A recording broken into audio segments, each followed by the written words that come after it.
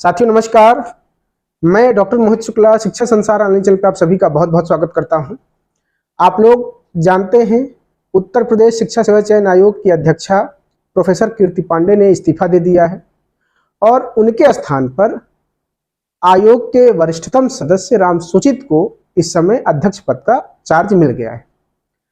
Professor कीर्ति पांडे का अचानक से इस्तीफा देना छात्रों के लिए थोड़ा सा कष्टदायी तो रहा, क्योंकि 15 और 16 अक्टूबर को यूपी पीजीटी, 18 और 19 दिसंबर को यूपी टीजीटी की परीक्षा प्रस्तावित है। ऐसे में परीक्षाओं को लेकर एक संशय उठ गया है कि क्या परीक्षाएं अपने समय पर हो जाएंगी।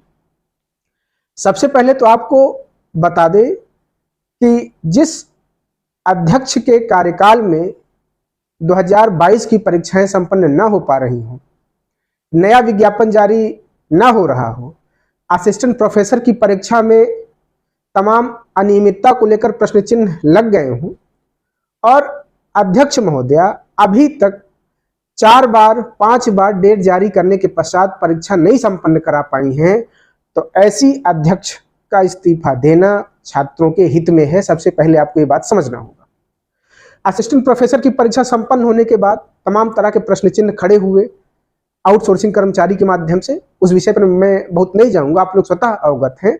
लेकिन यूपी पीजीटी की परीक्षा, यूपी टीजीटी की परीक्षा संपन्न हो जाने के पश्चात भी अगर इसी तरह के प्रश्न चिन्ह उठते तब आप क्या करते? ऐसे में इस्तीफा देना, इस्तीफा मंजूर होना, जो भी घटनाक्रम चल रहा है वो सारी चीजें बहुत गलत नहीं कही जा सकती भविष्य को देखते हुए, क्योंकि अगर परीक्षाएं हो जाएं और उसके बाद परीक्षा की शुचिता को लेकर प्रश्न चिन्ह खड़ा हो तब वह छात्रों के हित में नहीं है। तो आप लोगों को थोड़ा सा इंतजार तो स्वाभाविक है, करना पड़ सकता है। अभी इस पर मैं बातचीत आपसे कर रहा हूं। एक दूसरी बात आपको बता दूं कि आयोग के वरिष्ठतम सदस्य राम सूचित जी को इस समय आयोग के अध्यक्ष पद का दायित्व सौंप दिया गया है कार्यवाहक अध्यक्ष के रूप में। लेकिन कार्यवाहक अध्यक्ष की अपनी सीमाएं हैं। कार्यवाहक अध्यक्ष सिर्फ और सिर्फ जो दैनिक कार्य होता है आयोग का, उसी से संबंधित कार्य कर सकते हैं। उनके पास तमाम नीतियों को लेकर के, तमाम परीक्षाओं को लेकर के फैसला लेने की शक्ति नहीं है। वो रेगुलर अवकाश इत्यादि देख सकते हैं जो भी कर्मचारी, जो भी सदस्य या जो भी लोग आयोग में कार्यरत हैं। वेतन निस्तारण की प्रक्रिया, वेतन पारण की जो भी प्रक्रिया है उसको देख सकते हैं। लेकिन परीक्षाओं के संबंध में फैसला लेना वह अस्थायी अध्यक्ष का कार्य है। आपको यह भी बता दें, नए अध्यक्ष पद के लिए आवेदन मांगे गए हैं। उम्मीद है कि जल्द ही आयोग को नया अध्यक्ष मिलेगा और हम लोग ये आशा लगा करके बैठे हैं कि इस बार जिस अध्यक्ष की नियुक्ति हो उनकी कार्यप्रणाली आयोग के हित में हो, प्रतियोगी छात्रों के कल्याण की हो, उनको प्रतियोगी छात्रों का दर्द समझ में आए, पीड़ा समझ में आए कि परीक्षाएं 2022 के अभी तक संपन्न नहीं हो पाई हैं, नया विज्ञापन नहीं जारी हो रहा है, हायर का इंटरव्यू नहीं हो रहा है। इस बार शासन से, सरकार से ये अनुरोध है कि अध्यक्ष पद पर किसी प्रॉपर आईएएस अफसर की नियुक्ति हो, क्योंकि आईएएस अफसर की जो कार्य क्षमता है, निर्णय की क्षमता है, वह एकेडमिक लोगों को जो दायित्व दिया जाता है उनसे कहीं बेहतर होती है। इस बात को आप सभी जानते हैं। दोस्तों, लगभग आपको बता दें कि नवंबर के स्टार्टिंग तक नया अध्यक्ष मिलने की उम्मीद है आयोग को। टीजीटी पीजीटी परीक्षा को लेकर स्पष्ट कर दें कि चूंकि जो कार्यवाहक अध्यक्ष हैं उनके कार्य की सीमाएं हैं, वह बहुत सारे फैसले नहीं ले सकते। इसलिए हो सकता है कि यूपी पीजीटी की परीक्षा फिलहाल प्रभावित हो जाए इस प्रकरण से।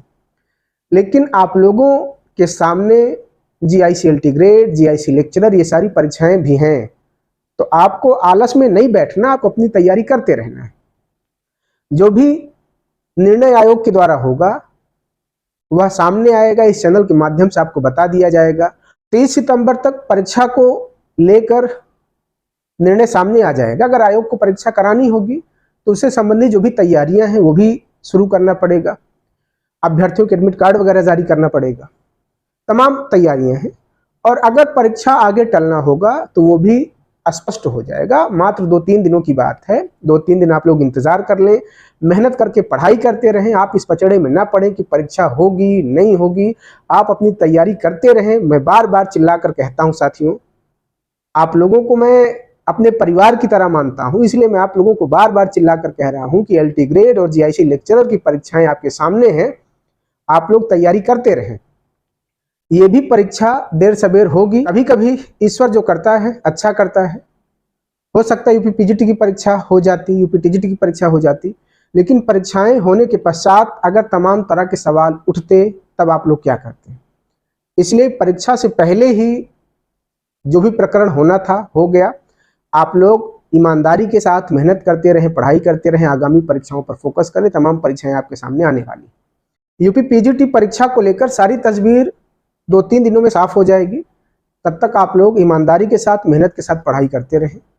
चूंकि कार्यवाहक अध्यक्ष की शक्तियां सीमित हैं, वो बड़े निर्णय नहीं ले सकते। हो सकता है ये संभावना बन रही है कि नए अध्यक्ष होने के पश्चात ही आपकी UP-PGT की परीक्षा कराई जाए, लेकिन इस समय कोई भी व्यक्ति ये आकर के आप लोगों से नहीं कह सकता कि परीक्षा नहीं हो पाएगी। इस चीज का दावा नहीं कर सकता, क्योंकि 1% की भी अगर गुंजाइश रहेगी परीक्षा होने की तो व्यक्ति अपने मुंह से इस बात को नहीं कहेगा, क्योंकि अगर परीक्षा हो गई तो आप लोगों का नुकसान होगा।